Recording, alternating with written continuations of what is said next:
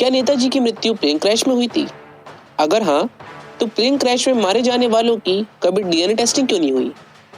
क्या आपको पता है कि उनका डेथ सर्टिफिकेट आज तक नहीं बना है? यह माना जाता है कि सुभाष चंद्र बोस की अस्थियां टोक्यो के रेनकोजी मंदिर में संरक्षित हैं।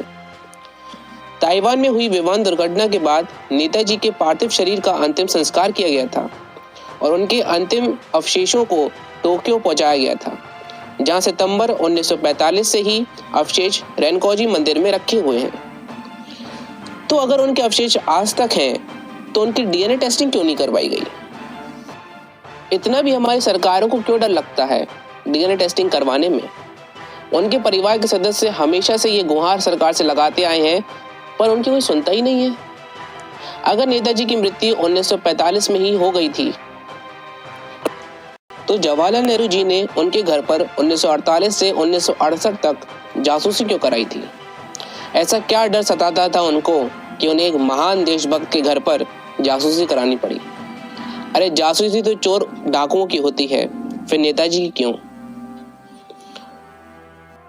सन 1949 में प्रतुल चंद्र गुप्ता जी द्वारा आज़ाद हिंद फौज पर जांच पड़ताल करने के लिए उन्हें नियुक्त किया गया था और उन्होंने 3 साल के अंदर, समझिए, उन्हें 3 साल लग गए आज़ाद हिंद फौज के योगदान के बारे में लिखने के लिए और उन्होंने 470 पन्नों की किताब लिखी थी।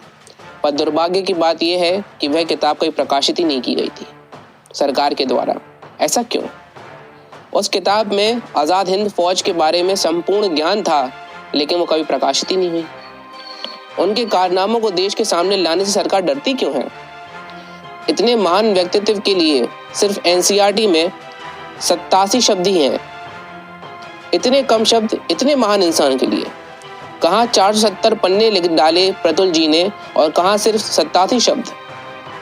कितनी शर्मनाक बात है कि हमको हमारे सच्चे देशभक्त के बारे में बताया नहीं जाता, लेकिन जिन लोगों ने भारतवर्ष को लूटा उनके बारे में रटना पड़ता है अच्छी तरीके से अगर आपको यूपीएससी की परीक्षा पास करनी है।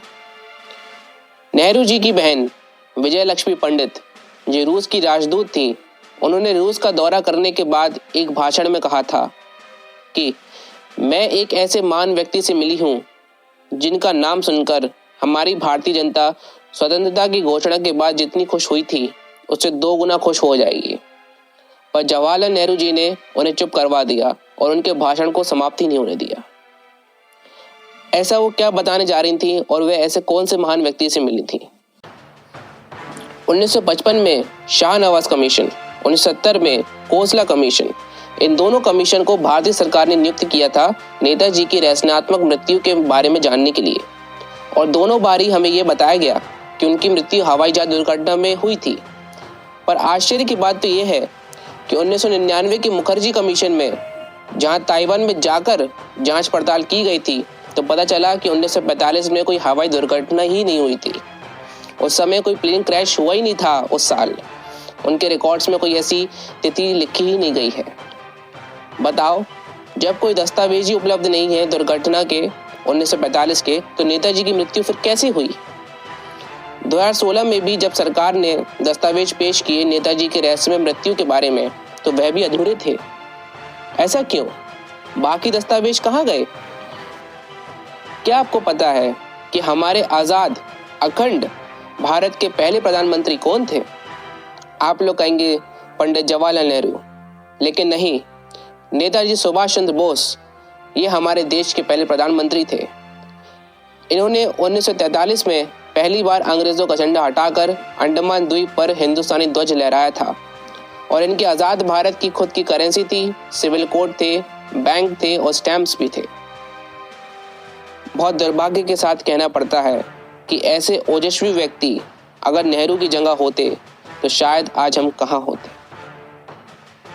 हमारा देश नेताजी के नेतृत्व में बहुत आगे होता और शायद आज दुनिया का एक सबसे शक्तिशाली राष्ट्र बन चुका होता। अब जानते हैं कि आप क्या कर सकते हैं। इस युग में हम नेताजी के प्रति अपना क्या योगदान कर सकते हैं। आप मेरे दोस्तों, आप इस वीडियो को शेयर कर सकते हैं और अपने लोगों को जागरूक कर सकते हैं नेताजी सुभाष चंद्र बोस जी के बारे में। और अगर आपको इस वीडियो को शेयर नहीं भी करना है, तो अपने आसपास के लोगों को नेताजी के बारे में मौखिक रूप से बताएं। इस वीडियो में जो आपने सुना है उसे दूसरों को सुनाएं। उन्हें भी बताएं कि हमारे देश का एक गौरवान्वित नागरिक नेताजी सुभाष चंद्र बोस, जिनने अपने खून से इस धरती को सींचकर आज़ादी दिलवाई थी, हमें उनके बारे में बताएं। ये हमारे चैनल के कोई उपकार ना करें, लेकिन नेताजी के बारे में आप अगर दूसरों को जागरूक करेंगे तो ज़रूर आप एक सच्चे नागरिक माने जाएंगे। इस चैनल को सब्सक्राइब करें और ज़ोर से बोलिए, इंकलाब जिंदाबाद।